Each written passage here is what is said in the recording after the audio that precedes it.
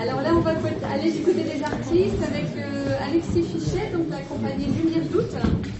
Et il a eu envie aujourd'hui, ils ont un mode de fonctionnement particulier de leur compagnie. Et c'est comment une compagnie avec son propre projet artistique peut fonctionner dans un collectif.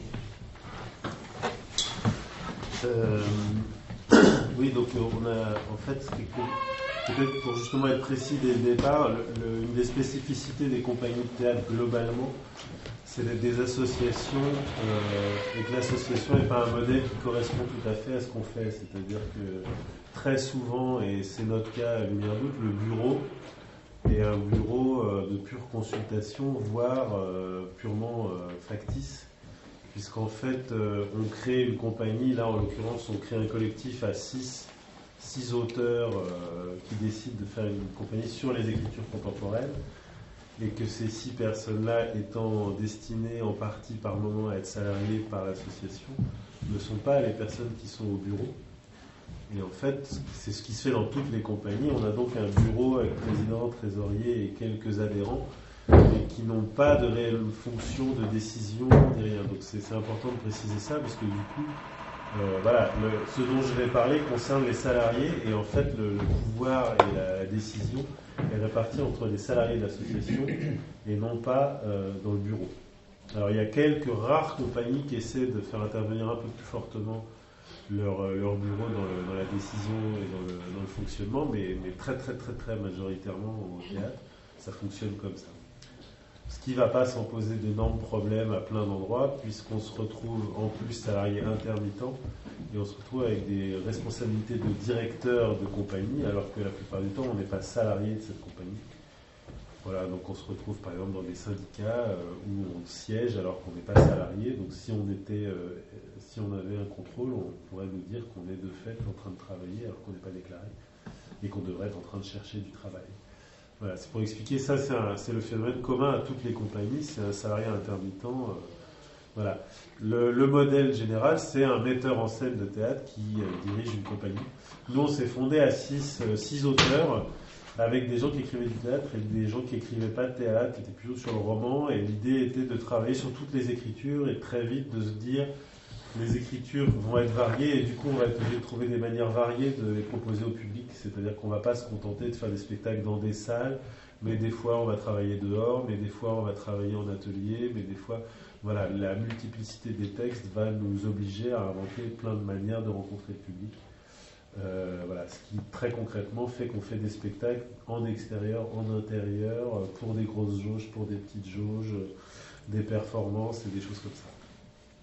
Progressivement, ça s'est décanté. Alors, on a quand même du coup chaque année une AG avec notre bureau qui nous sert vraiment à juste si on dérapait complètement, c'est des gens qui sont là pour voir qu'à peu près ça va et qui nous donnent un conseil, mais qui souvent nous disent à quel endroit vous avez besoin de nous.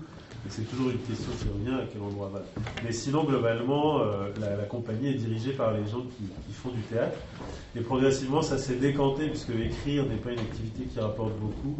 Et il y a 3 des 6 auteurs qui sont aussi metteurs en scène, c'est-à-dire qui se chargent de produire des spectacles, etc. Et donc on a 10 ans, et je dirais que depuis 4-5 ans, on a clairement redéfini d'un côté le collectif d'auteurs, et de l'autre la compagnie qui est dirigée par 3 metteurs en scène. Donc on co-dirige la compagnie à 3.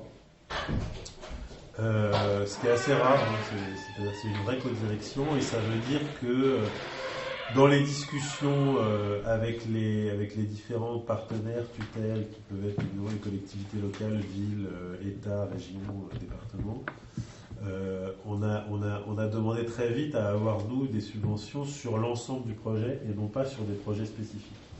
C'est-à-dire qu'on voulait pouvoir partager cet argent et en faire ce qu'on voulait.